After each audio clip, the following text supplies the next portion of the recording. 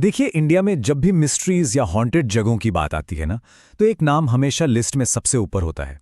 भानगढ़ का किला।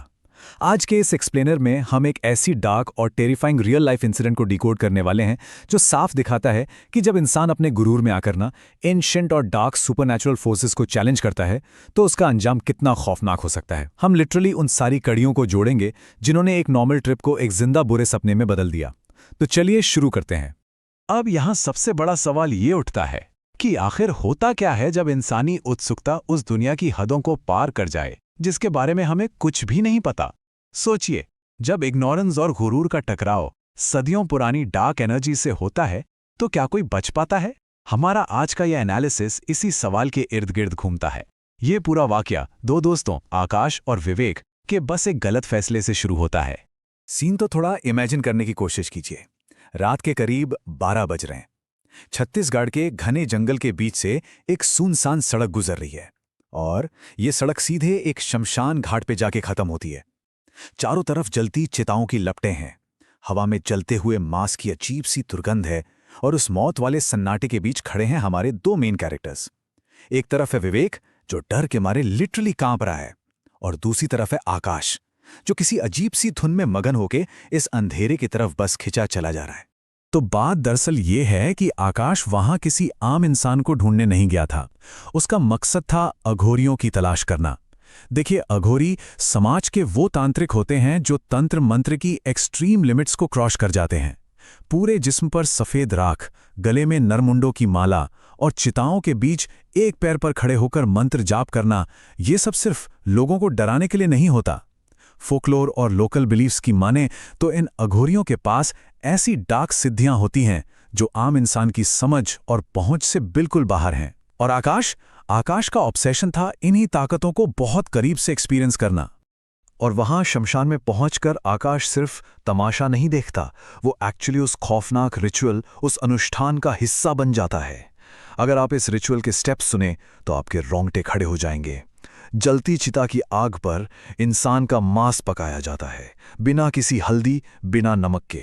वहां सिर्फ चिता की दुर्गंध होती है और डार्क तंत्र की हैवी एनर्जी। और आकाश उस मांस को खाता है। ये सिर्फ कोई घिनौना काम नहीं था। उन अघोरियों के हिसाब से उस डार्क और सुपरनैचुरल दुनिया में सेफली एंटर करने की ये कीमत थी, एक प्रोटेक्टिव रिचुअल था। लेकिन कहानी यहां एक बहुत ही भयानक टर्न लेती है। आकाश का शरीर उस मांस को पचा नहीं पाता और उसे उल्टी हो जाती है। अब सुनने में शायद ये नॉर्मल लगे, लेकिन ये कोई छोटी मोटी बात नहीं थी। आगे चलकर इस एनालिसिस में हमें समझ आएगा कि यही वो एक सबसे बड़ी गलती थी, वो एक फेटल एरर जिसने आकाश के इर्द गिर्द बन रहे उस सुपरनैचुरल प्रोटेक्टिव शील्ड को हमेशा के लिए तोड़ दिया। मतलब उसने डार्क फोर्सेस का दरवाजा तो खटखटाया, लेकिन अपनी ढाल वहीं श्मशान में ही छुड़ाने की गलती कर दी। अब यहां आपको इन दोनों दोस्तों की माइंडसेट का फर्क बिल्कुल साफ दिखेगा।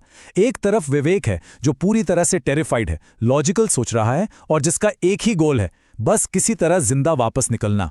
पर दूसरी तरफ आकाश है जिसके सिर पे एक गुरूर सवार है। ब्लैक मैजिक को एक्सप्लोर करने का एक जुनून है। वो इस पूरे एक्सट्रीम खतरे को बस एक एडवेंचर समझ रहा है।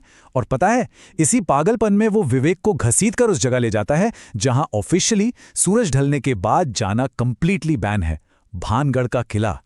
अब थोड़ा बैकग्राउंड में चलते हैं कि आखिर भानगढ़ इतना ज्यादा शापित क्यों है। इसका जवाब सदियों पुराने एक इतिहास में दफन है। बात तब की है जब एक बहुत ही पावरफुल तांत्रिक सिंघिया वहां की राजकुमारी रत्नावती की खूबसूरती पर पागल हो गया था। उसने क्या किया? उसने काले जादू का यूज करके राजकुमारी के इत्र यानी परफ्यूम की बोतल पर वशीकरण कर दिया। लेकिन राजकुमारी को इसका पता चल गया और उन्होंने वो इत्र की शीशी जमीन पर पटक कर तोड़ दी। वो जो डार्क मैजिक था ना, वो फौरन रीबाउंड कर गया और खुद उस तांत्रिक सिंघिया की एक बेहद खौफनाक मौत का कारण बन गया। लेकिन ध्यान दीजिएगा, सिंघिया चुपचाप नहीं मरा। मरने से ठीक पहले जब उसकी हड्डियां लिटरली टूट रही थीं और आंखें बाहर निकल आई थीं, तब उसके मुंह से एक बहुत ही टेरिफाइंग श्राप निकला, अगर तू मेरी नहीं हो सकती तो ये पूरा भानगढ़ भी कभी किसी का नहीं होगा। और बस इस एक आखिरी लाइन ने पूरे भानगढ़ को हमेशा हमेशा के लिए एक वीरान और हॉन्टेड खंडर में बदल दिया, जहां बताया जाता है कि आज भी आत्माएं उस काले जादू के जाल में बुरी तरह फंसी हुई हैं। खैर, वापस आज की टाइमलाइन में आते हैं। आकाश और विवेक रात के घुप अंधेरे में किसी तरह उस किले के अंदर पहुंच जाते हैं और आकाश ना सीधे उस स्पेसिफिक स्पॉट पर चला जाता है जो इस पूरी डार्क एनर्जी का एपिसेंटर है। वो एग्जैक्ट उसी जगह जाकर खड़ा होता है जहां सदियों पहले सिंगिया ने अपना वो तांत्रिक घेरा बनाया था।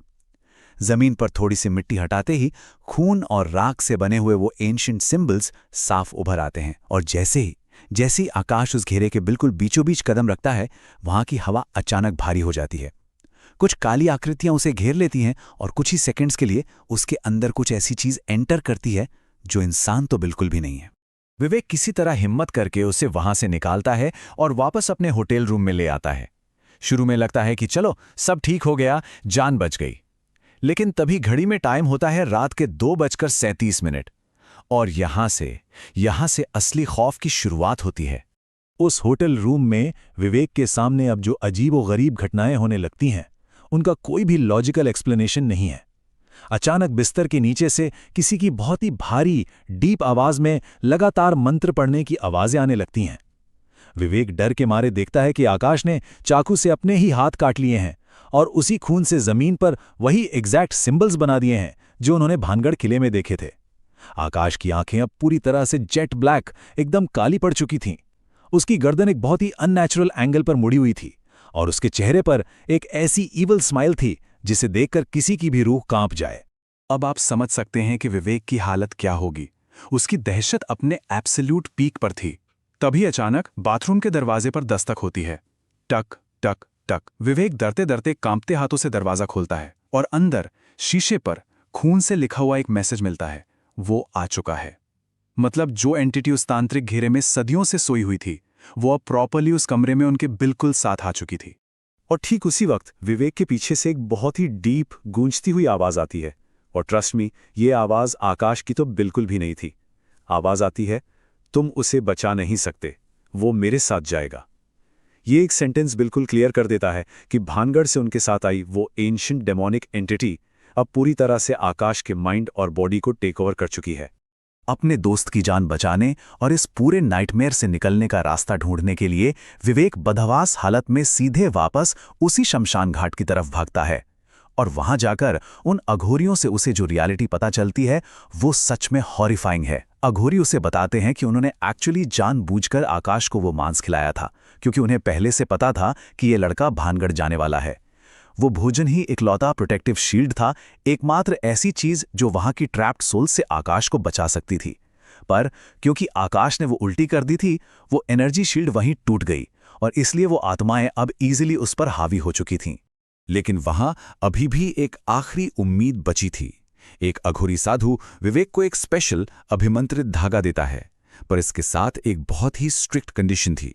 विवेक को हर हाल में सुबह होने से पहले, याद रखिए, सूरज की पहली किरण निकलने से ठीक पहले ये धागा आकाश की कलाई पर बांधना था और उसे उस श्रापित टेरिटरी से घसीटकर बाहर निकालना था। एक टिकिंग क्लॉक चल रही थी, वक्त बहुत कम था और रिस्क उसकी सोच से भी आगे। जब विवेक भागकर वापस अपने होटल रूम में पहुंचा तो वहां का जो सीन था वो किसी बहुत ही टेरिफाइंग हॉरर मूवी से भी बुरा था। आकाश लिटरली एक छिपकली की तरह छत से चिपका हुआ था और दीवार पर पूरे खून से एक फ्रेश और क्लियर वार्निंग लिखी थी, किसी एक को तो जाना होगा, या तो ये या तुम। उस डिमोनिक फोर्स ने अब विवेक के बिल्कुल सामने एक खूनी सौदा, एक डेडली अल्टीमेटम रख दिया था। और दोस्तों, ठीक इस पॉइंट पे आकर इंसानी फितरत का सबसे डार्क, सबसे सेल्फ सेंटर्ड पहलू हमारे सामने आता है।